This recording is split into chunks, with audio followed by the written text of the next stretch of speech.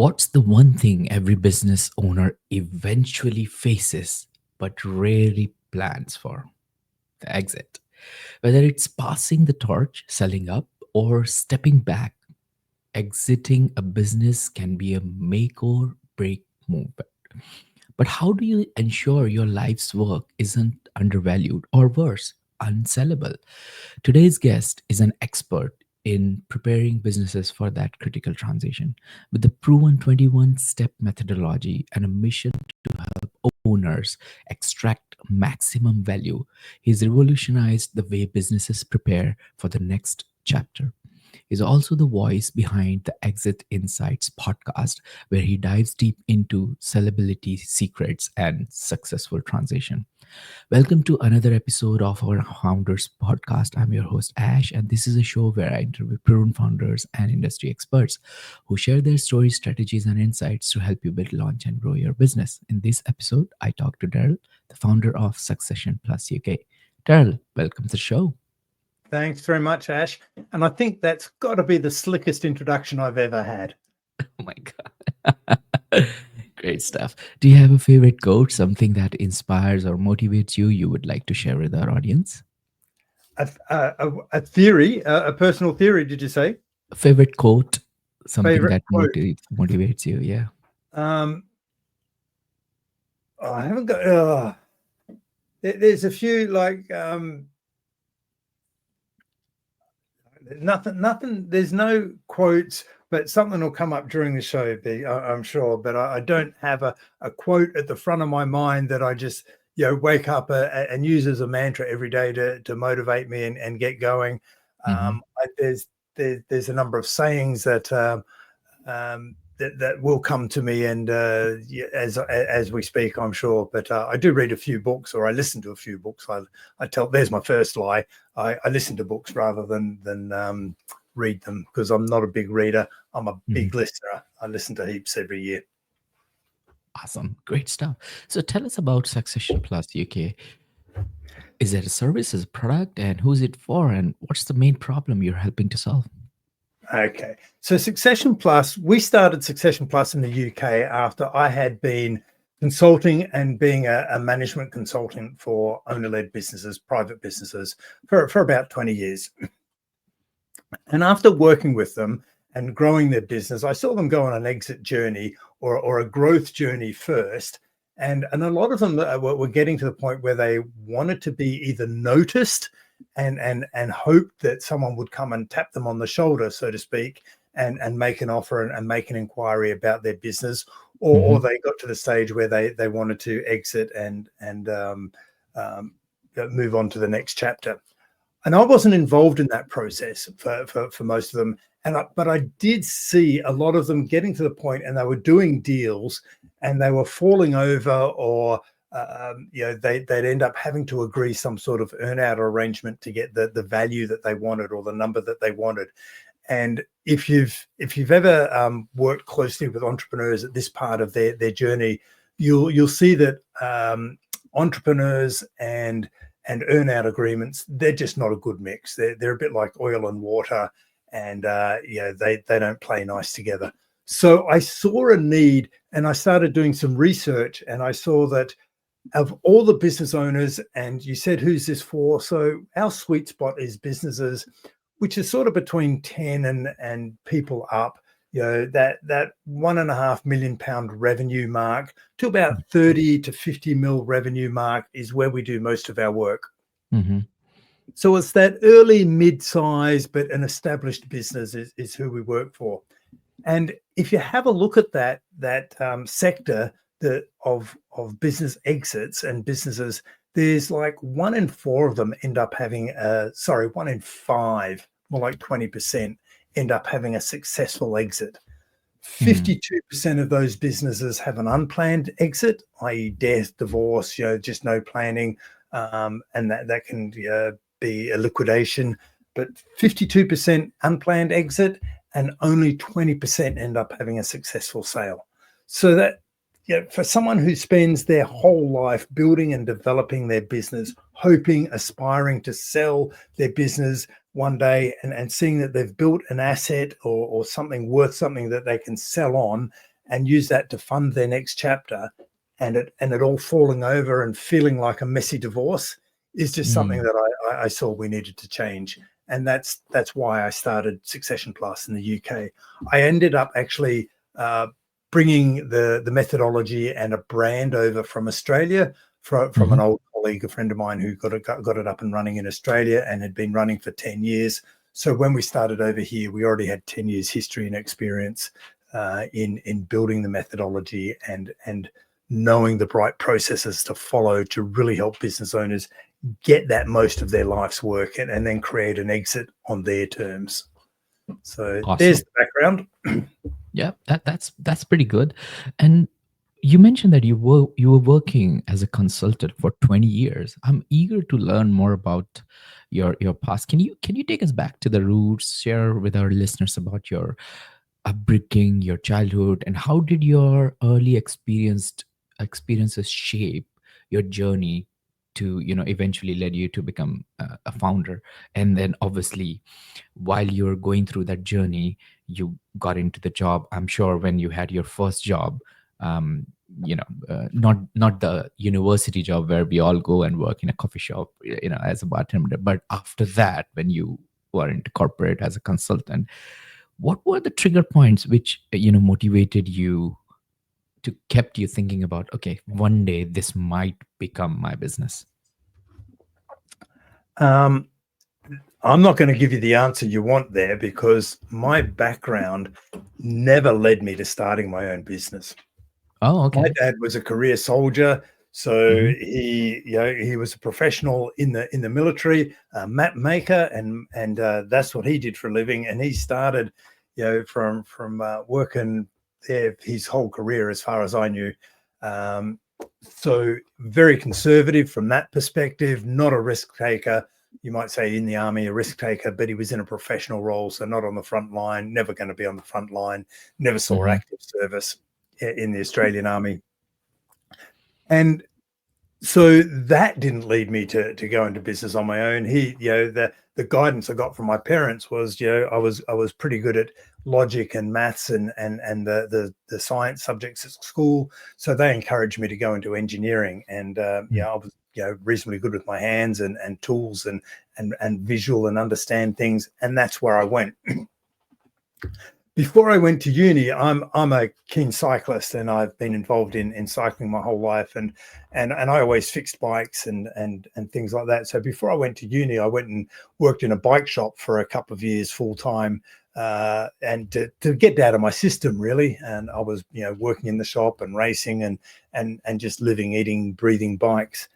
And I saw the owner of that bike shop and the hours he put into running the bike shop and what was required, and that if I wasn't already scared away from wanting to work for myself, that put the nail in the coffin for me. So I just had no interest, no desire, no aspiration to run my own business. Mm. I went to uni, I studied engineering, I got a great job in the corporate, in the energy sector. I was involved working in power stations and the generation and distribution of electricity.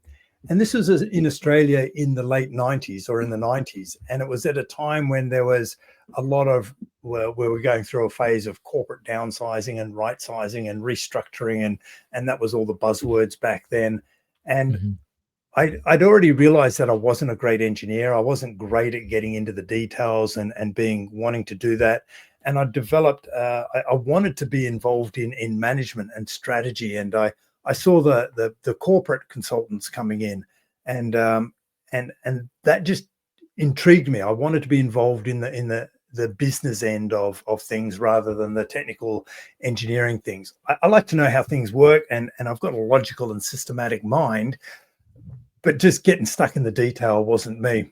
And so off the back of that, I went and joined a management consulting company, and we were doing management consulting. And again, they were just big projects for corporates, and that wasn't fun.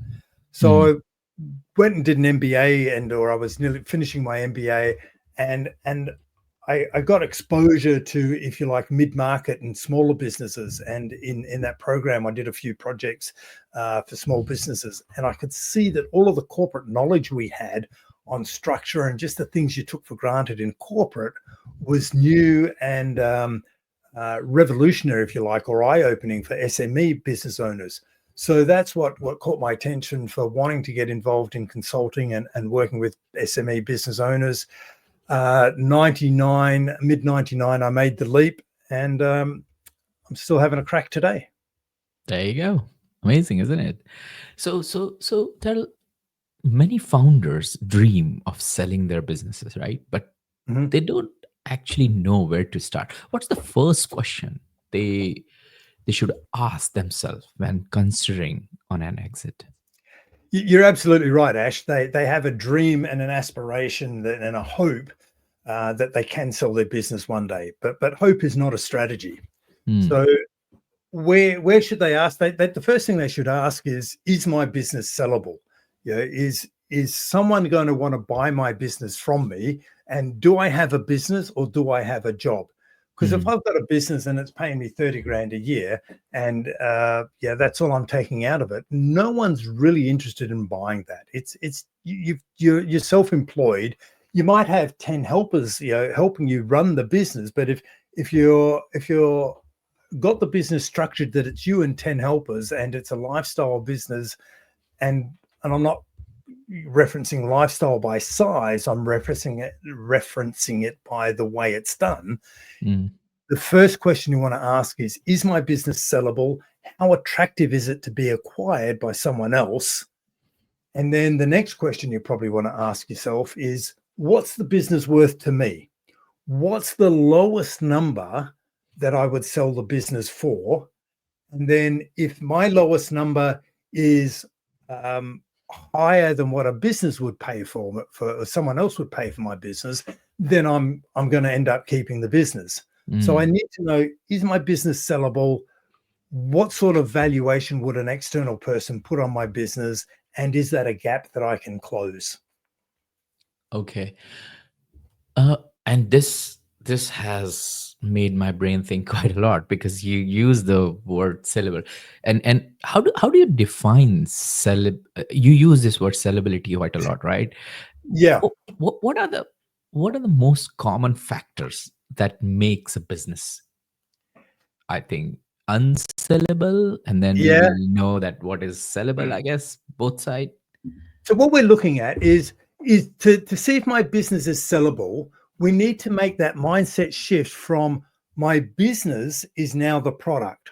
So if I whatever I do in my business, I'm selling a product, I'm solving a problem for my customers, whether it be I'm giving them a feed, I'm giving them a haircut, I'm doing their tax return, I'm solving a problem, and that is my product. Hmm.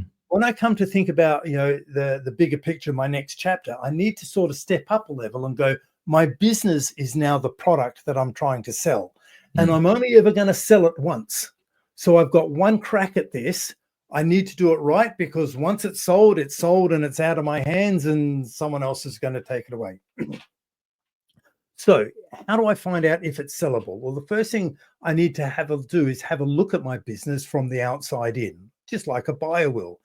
And what are they looking for? They're going, I don't want to buy a job. I can get a job for free. I can go down the street and get employed. So I don't want to buy a job. I want to buy a business. And the business is an ongoing revenue stream.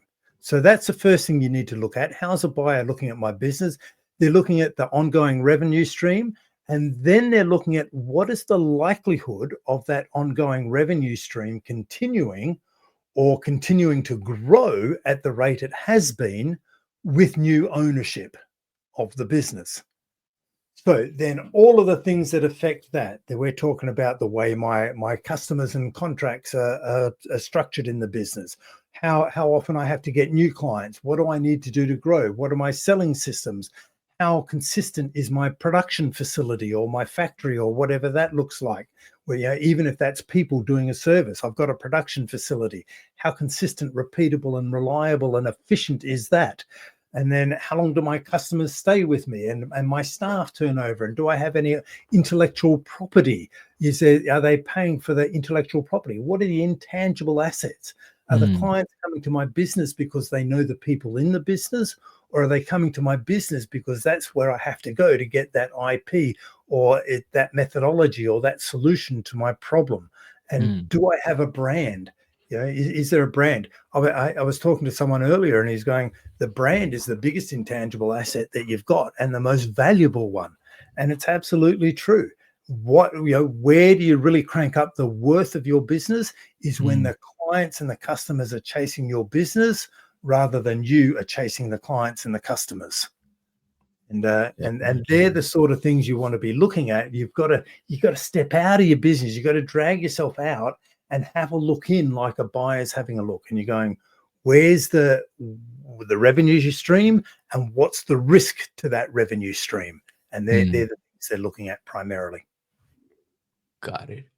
So it's basically looking at your business as a product, first of all, and then looking at it from a customer's perspective who would like to buy it, and then Mhm. making sure what your USP is, what is the things which you could put into the assets box, and what are the things you could put into the liability box, figuring out if you are actually a job or a business, first of all, because that's like the first thing you want to do. That's And it. then potentially, is there like a process to do that? Like, do you, like, I don't know, I mean, for me it sounds a little bit complicated, but I'm a very early stage founder, like few people working together on a SaaS startup. But for a business who's like 50 million, right? That's what your focus is. What unique challenges do these kind of businesses have in this range face, and what kind of preparation or what kind of help you provide them for an exit? So a really good question, Ash. And if we start with going, hey, look, if I'm founding my business, I'm starting my business today and I want to sell it. If I have an aspiration that I want to sell it sometime, and especially if I'm looking to get funding in my business, if you're going to the market and going, I need some funding for my business, they want to know what your exit plan is, because Mm. they want to know what their exit plan is. If they're going to put a big chunk of change, 200, 500, a couple of mil into your business, they're not just giving it to you because they think you're a good person. They're saying, I'm going to put that into your business because I want that number amplified and I want to extract it out of the business. I can put my money in the bank and get a couple of percent, or I can put it in an ISA and get some sort of return. But if I'm putting into your business a higher risk, I want a higher return, and I want to secure that as much as I can. So if you go to a funder or an investor in your business and go, here's my proposition, and you touched on it earlier where you said, what problem does your product solve? And you go to them and go, what problem does investing in my business solve? You're thinking about it like a proposition. Investing in my business is like a proposition for an investor as opposed to a proposition for a client. Now, there's some tips to start thinking about it. Now, what are the issues they have if they're already an established business, 10, 20, it doesn't matter. If they're an established business, the thing to recognize is that all businesses are run by people. Mm. AI hasn't taken over yet. They're still run by people. So people are human beings. And if you have a look across all the humans, we all have some fairly consistent, I guess, characteristics and common traits among us. And one of the ones amongst entrepreneurs is that they're visionary people, and they like a certain way of doing things. They've started their business because often they're passionate about doing something, and they want to make sure that it's done right, and they want to make sure that their clients are looked after. So one of the big things that you need to do is make sure that the business is not overly reliant on their personal involvement. Mm. Where are they adding value to the business? Are they adding value to the business on the sales and the production and the delivery side? Or are they adding value to the business at the strategic level where they can amplify that value and really leverage the value that they bring to the business? You want to get them out of the operations side. And this is what Gerber says in his classic book, The E-Myth. You've got to get, working on the business and not in the business. And that, Mm. what he means is working on the strategy and getting out of the operations. Because if the more you're in the operations, the less your business is worth. So Mm. there's the big one, is getting them out. Now there's there's staff turnover, and there's, quality of the management team. There's a whole lot of other things that we can look for. Value of the IP, methodologies that systems run, what sort of reporting is if they got in place, where are the risks, have they got contingency plans, have they got succession plans? There's a lot of things that will add value along the way. Our job is to go in and just have a look at all the risks and just go, okay, here's the biggest one that we need to fix first, and then we'll fix that one, then we'll fix that one, and we'll fix that one. And we'll be gradually, as we're fixing each of those issues in the business, you'll be able to literally measure the increase in valuation as we start ticking off the boxes. It's already started, being complicated to me. And we just started, right? Um, but the interesting part is I am still looking forward for it, because I think I share the concept of being visionary, to do something my way, to make change in the society, or Yeah. bring value to the society. So I share that sense.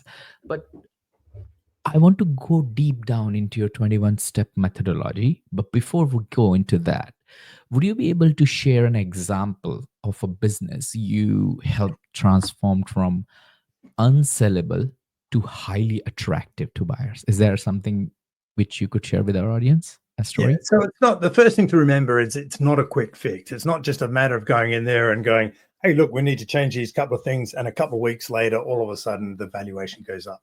To really increase the valuation, it takes a couple of years.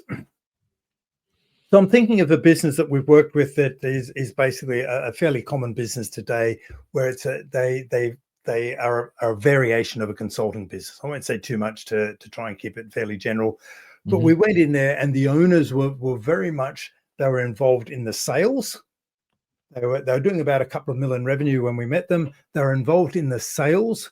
They were, classic professional service provider, where they took pride in being the best producer in their business, and the best at client delivery, and winning the most sales. And they were saying, look, this is great. I need to lead by example. And they thought that leading by example was leading by working the hardest and the longest hours. And what we did is we showed them how that we need to evolve the business from selling hours, because if people are just buying time from you, it's a transactional approach. And the more that people think about transactions, they think about hourly rates, and they're looking for discounts, and they want the cheapest hourly rate, because an hour is an hour. And what we had to do is go, okay, so what are you doing with your time? Because what you're trying to do is go, hey, look, you need to pay me more for my time because I've got so much experience. And trust me, I know how to do this because I've done it many times before. And you're selling a promise, but promises are empty. They don't trust you yet. What you need to do is demonstrate how you bring all of your experience to life, and you've developed a methodology. And here's a methodology that you now take to market, and you go, hey, Mr. Client, I understand your problem.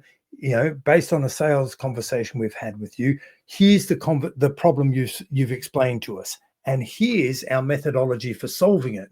And so you are able to present and give them a visual example of, whether it be a model or a piece of IP, a picture or something, a visual example, and go, here is the way we're going to solve that problem. And by explaining on a third-party image now, it's now third-party. It's no longer by me, by me, by me. You're now saying by the process, by the process.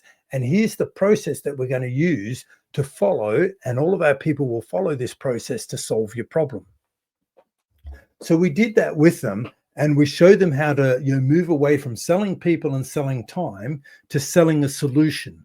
And the solution was a solution to the client's very specific problem that they're experiencing.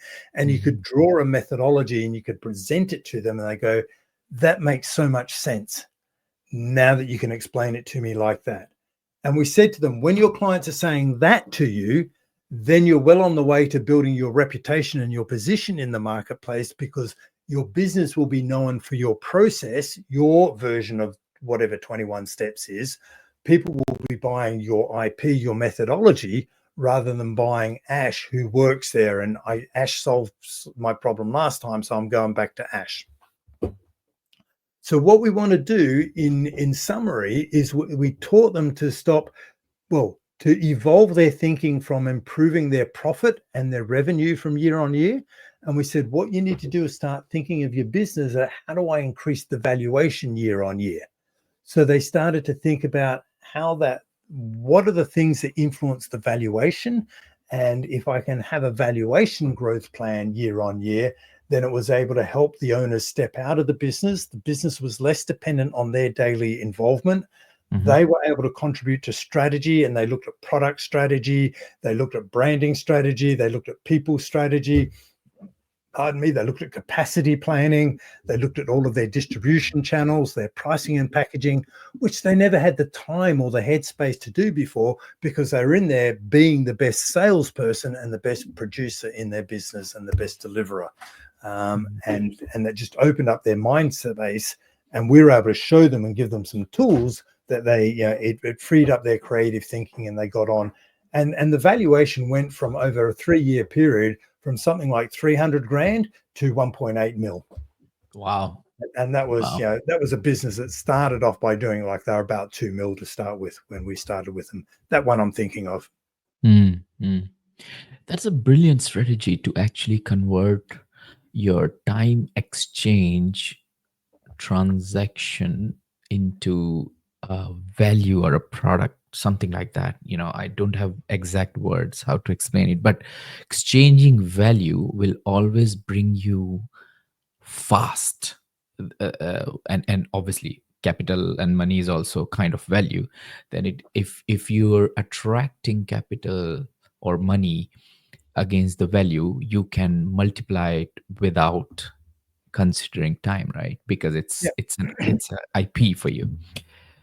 That's a really good It makes thought you more for. investable too. Mm, If you're saying, especially if you're saying, here's the solution, and we're really clear of the product that we're solving and who has this problem and where we can find the people with that problem, then you've got your proposition worked out. yeah, yeah, exactly. Cool. And would it be okay? Let me rephrase this question. Would it be possible for you to share with our audience your 21 step methodology, or is it like sharing your IP? I don't want to, put That's you into fine. the spot So and, it's it, published in a lot of places, the 21 okay, steps. okay. Now, what I'll do is I'll talk the 21 steps. There's 5 stages to the 21 steps. So I'll Mm-hmm. talk about the 5 stages because it's a lot easier to digest, and it's not too much information. Yep. So the 21 steps is our methodology, and going, there are 21 topics that you need to address to get your business sellable so that you can maximize the valuation, get the most from your life's work, and then exit on your terms. Because they're the 3 things that business owners keep telling us that are important to them when they're thinking about their exit planning. They're going, I don't want to leave money on the table. I want to do it on my terms. I don't want to be caught up in having to work an earn out and just keep, once the business has changed hands, that I'm still exposed to risk. Mm, And I want some sort of fulfillment. I want the most of my life's work. I've been doing it to this, and here's, whether it be a legacy is the word, or here's what I want to leave behind. I want to, it could be looking after the people that helped me. It could be any one of a number of things. So let's get really clear on what they want to do. mm, So they're the 21 steps address all of those things to achieve that. And it's a bit like a project management plan. The okay. 5 stages are, the first thing we need to do is let's identify the value that's in the business today. Let's have a look at what you've got. Let's have a look at the starting point. Let's have a look at everything you've built, and let's have a look at where the weaknesses are. Because the first thing we need to do is look at the weaknesses, and we'll have a look at the potential. And as Mm-hmm. part of that, we'll do evaluation. We'll have a look from the outside in, and we'll be able to determine what an outside buyer and acquirer would value your business at today. And Mm, then we'll also show you all the reasons. We'll help you understand how they arrived at that number and all the things that held that number down. And we'll go, here's what the valuation is today. And if you've made your business really attractive to be acquired, and you had everything running like a Swiss watch, here's what your business could be worth. And mm. that gap between the current valuation and what it could be worth is normally about 30% or more on all the Ah, hundreds of businesses we've looked at. And they're the stats because we built a digital platform, and we harvest that information. So let's identify the valuation so that we've got a known starting point. Once we've identified what you've got, stage two, so identify is the first three steps. Stage two is the next three steps as it happens. And that's let's protect what you've got. It's like reinforcing the foundations of your property. Let's reinforce what you've got and we'll eliminate the risks or we'll mitigate as many of the risks as we can. We'll make sure that everything happens that would happen in an unplanned exit is addressed the way you want it to. And we'll just make it more attractive to be a buyer, to Mm. buyers. So we'll eliminate the risks and put some contingency plans in place and, shore up the foundation. So we've now protected what you've got. So in the case of an unplanned exit, that'll all go as you like. Yep. You've now got a solid foundation. We've identified, we've protected. We now go, right, we're in a good place to go. Let's start leveraging things up. How do we maximize the valuation? How do we crank up the potential? How do we get you operating at best practice profitability for a business that looks just like yours? And then once we've got you there, the easy bits, we'll tidy up the profit. Well, not so easy, but then we'll go, what do we need to do to work on the intangible assets of your business? What about your IP, your things, your branding, all the things that attract buyers to you? And if you've got time up your sleeve, how do we crank up the intangible assets to make you attractive to a strategic buyer? And that'll Mm. increase the multiple in your valuation as well. So there, your profit and the multiple are the two main components of your valuation formula. We'll work on those, and that's how we maximize your valuation. Now, there's a few steps in that one, closer to 7 or 8 steps in that one, Mhm. to give you some magnitude. And that could take anywhere from sort of 6 months to 3 5 years. So you can keep increasing and building on that take as much time as you want. You've now maximized the valuation, and we'll call it within the time frame that you want to work within, and how much risk you want to keep taking, and how much you want to scale things up. And you've got the business at a value where it's now worth more to someone else than it is to you. And Mm. that's the whole objective of maximizing the valuation. Make sure that your desired valuation is lower than what it's worth to someone else. Once you've reached that point, the business is exitable from your perspective, and then you can take it to market and you can extract the value from the business. That's stage 4. Let's extract the value. There's 2 or 3 steps there. We want to make sure that you've got some good tax planning and tax advice there. That's not us. And you get the right advice to get your tax planning, and you get all the right documentation, and you want to make sure that your business will go through due diligence really smoothly. So we need to make sure you've got everything in order, so that when someone signs a heads of terms with you and they want to start looking at under the covers, so to speak, they can see all of the things that they expect to see, and there's no surprises. They go, oh, Mm. that's good. That's good when they start looking at your commercial information. Once you've got all of that and they go through and you complete the deal, then you move on to, well, okay, so how do I manage value? I've extracted the value. Now, stage 5 is all about how do I manage value? I've now got all of my wealth extracted out of my business and it's sitting in my bank account. I've now got a really healthy bank account, but I've used to being managing the value of my business over the years. Now, how do I manage the value? I've got a different type of management of my value, and I need to think about estate planning as well. I need to think about the generation after myself, and maybe if I've been really fortunate in the way I've extracted the value from my business, I may need to be thinking about the generation after the generations of my family and the beneficiaries. Perfect. They're the 5 That's stages. So that's identify, protect, maximize, extract, and manage Yeah, value. that's this is amazing, Daryl. And I think if someone take all these steps, or at least understand if they have to go through all these steps at some point in the future, once they are into that threshold, they can at least keep it in mind while they're making strategic decisions, while they're working on their product, their business, and then potentially get themselves ready for future at some point, isn't it? So Mhm. let's quickly um, go through what we have noted down for our interview today. I do this with most of my guests on the show. where we go through the notes so that we can reiterate through it and then understand like we are not missing anything. So let me share my screen if I can, because I'm terrible in sharing screens. Great. So you started from a bike shop where you enjoyed being a salesman, plus you were big on the cycling. When you were working through your consulting job, you saw the pain point that these businesses had their growth journey, but whenever they wanted to exit, they couldn't get as much value as they wanted. Mhm. And that's where you figured out, okay, this is something which I can bring value into the market. And then you realize some fundamental values which all the founders share, like they're very visionary, they want to do things on their own terms, they want to gain some kind of fulfillment, things like that, which brings you to become more agile, as well as understand the founder, the entrepreneurial mindset.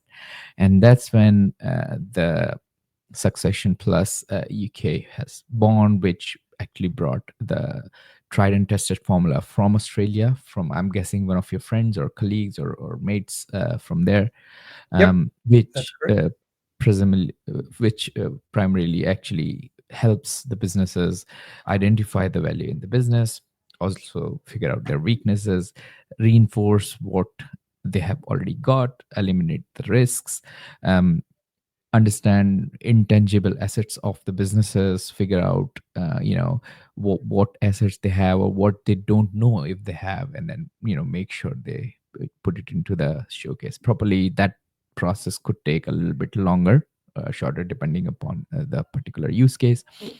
Going forward, you help them extract the value as well as manage their wealth once their value is exited. There was a lot of things, but I couldn't note down everything. So this is what the summary of what I have noted down. Is there anything else you want to point out to our listeners? I think you've done pretty well there, and yeah, you're almost up there with the AI note takers and summary takers that are now so readily available. But yeah, you learn so much when you do it yourself, don't you? Yeah, So definitely. And the this only thing I'd exercise say is actually, if yeah, you're go on. thinking about exit planning Hmm. and you're a business owner and you're building your business and you've already got a business and you're up and running, or even if you're at the early stages of a startup, think about your exit strategy right from the very beginning, especially if you're thinking about I'm wanting to get funding. So when you're designing your business, you design your proposition for your customer. Mm, But also think about that there's two other propositions you want to think about as well. You've got my proposition for my customer, which is where do I find my customer? Who has the pain that I'm solving, and what makes my solution really attractive to them? So, mm, and the problem that I solve. So, if you think of those four areas and where you'll find those customers, go, there's four questions I ask to find my ideal customer. Ask yourself the same four questions about where do you find your ideal investor. So mm, then you've got an investor proposition. And then also, again, ask yourself the same four questions around where do I find the ideal person who's going to work with me or be an employee or whatever in my business. And then I've got a people proposition. So, a people proposition, an investor proposition, and a client proposition. And that'll set you on the path to thinking of your business like a investor yourself and thinking about how do I grow the valuation from year to year and help you get out of the rut of just thinking about revenue growth or profit growth year on year, because profit is only half the equation of the valuation. mm. That's So true. big questions for early stage people, but the quicker you start thinking about this, the more likely you are to have a successful exit. Hmm. Interesting. Interesting. Great, Daryl. Thank you so much. And before going into our quick fire round, I have a personal question, if that's okay with you. Go for it. Great. Throughout your journey and experiences, like there must have been some valuable lessons learned. If you don't mind sharing, could you reflect on these experience of yours and tell us about one mistake or a setback, that you encountered along the way that you um, now consider a regret? May not regret not be the right word, but a mistake.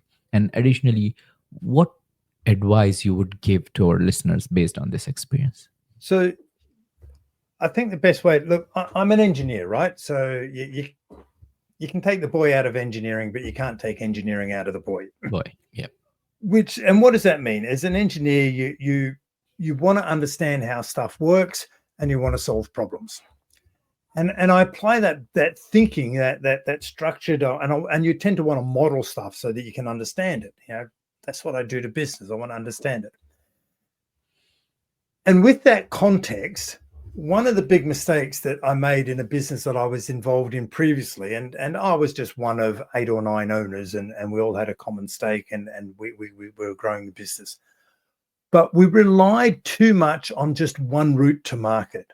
We didn't really have a marketing machine. We had a good methodology for generating referrals and building partnerships, but we only put all of our effort into that one route to market, and we neglected the other channels to market. Mm. And this specifically, particularly at a time when the internet was growing and outbound marketing, and there were already other outbound marketing channels at the time, but we neglected them. So the big mistake was relying on one route to market. Whereas if you want to build a marketing machine, then what you need to build is 4 or more routes to market of accessing where your potential clients are. And some of that will be content production, and you'll be drawing clients in. And some of it will be outbound, where you're going direct to clients yourself and trying to reach them. And at different stages of your business cycle, different channels will be performing differently. And if you can keep tabs on the cost of acquisition of clients through each of your channels, there's the big thing that we didn't do in our past business, and that business no longer exists. So it was a big costly mistake, and we didn't keep up, and so it is no more. No, I So understand. Yeah. don't do what we did. Yeah, and I think this is very crucial to understand in this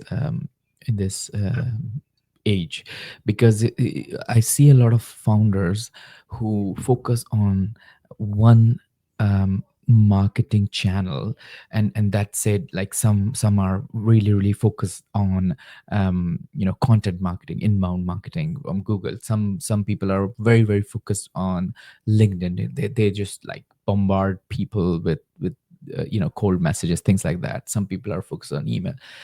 I think what worked out for me is combination of all of them, There um, you and then figuring out which one and which one doesn't work for me, and then potentially put most of my effort on the 2-3 channels which works for me. So I think that's one of the things which I could relate to your story too. Great, thank you so much, Darryl. So let's move on to our quickfire round. If you're okay, we got 6 quickfire questions for you, and you can answer them as quickly as possible. put me on the spot. Great stuff. What are the top 3 strategies in 2025 to make your business exit ready? Make sure that you're not involved in the operations, Mhm. as in get out of the sales, the production, the delivery, the client service side of your business. If you're involved in that, that's going to be the first thing. Um, have a look at the way your income, your revenue is structured. The more you can secure that up, and the gold standard is subscriptions, but subscriptions aren't always appropriate. You're going to annoy clients if you force a subscription when it's not necessary. You might want to restructure your product. So number 3 is, what's your product strategy? It's so much easier to sell to an existing client than a new client. So build a product architecture so that you've got at least 4 additional or 4 separate purchase points from you to build that customer loyalty. Because once they've made 4 separate purchase choices from you, they're more likely to keep coming back to you and have that relationship. So a product architecture, look at your revenue and get out of the operations, and the more you get out of the operations, the more headspace you're going to have to work on those other 2 things. Cool. What book would you recommend to our audience and why? Um, Look, you can't go past the E Myth. Is a classic from even the 80s. I think it goes back to maybe even earlier, if I'm wrong. Um, that that was one of the first business books I read, and it you know in the 90s that I read it, and it had an influence on me. Another one I read was that influenced the way I operated was um, the Seven Habits. Stephen Covey's Seven Habits of Highly Effective People, and taking those seven principles and understanding them and instilling them and trying to just repeat those habits myself best I can do is has been a real enlightenment for me. So Cool. they're I have probably to. two big ones. If I had a look on my Audible, I'm sure as I went through the list, I'd go, "Oh, that was a boot. Oh, that was a doozy. That was a good one." Um, there's a whole lot there that are good. Yeah, yeah. No, I might have to add one of these into my list now. So, good one. What's one attribute or characteristic in your mind of a successful founder? Stubbornness, Hmm. as in just the thing about a successful founder, I believe, is very similar to a high level athlete. Hmm. And what I mean by that is what make the difference between a top level athlete and a weekend warrior is that no matter how many times they get knocked down, they just get up again. You know, whether it's an injury or a tackle or whatever it is in their sport, the best ones just get up one more time than everyone else. And Hmm. it's a bit like that of the resilience of a founder is that they're just got when everyone's saying it can't be done, they're out there going, I know it can. I've just got to find a way. I'm going to make it happen. And that's what I mean by stubbornness. They're just going to Hmm. keep pushing forward. When everyone else is saying, no, it can't be done, they're going, hold my beer. Watch me. The grit. Yeah, I like that. Grit. Great. Yeah. And what's your favorite personal productivity tool or habit? Okay. This is, I've got an app on my own iPhone called Note to Self. And whenever I have one of my crazy ideas, it's just a one button, and I talk to my iPhone, and it just drops that straight to an email, and it flags the email. And because it's flagged, it goes onto my to do list. So that way, I'm a big believer in once if you've got something buzzing around your head and it's distracting you and it's keeping you awake or stopping you from concentrating on something, the sooner you can get it out of your head into a system that you know that you're going to capture and you're not going to lose it, your head clears up and it allows you to go on to be focusing on what you should be focusing on.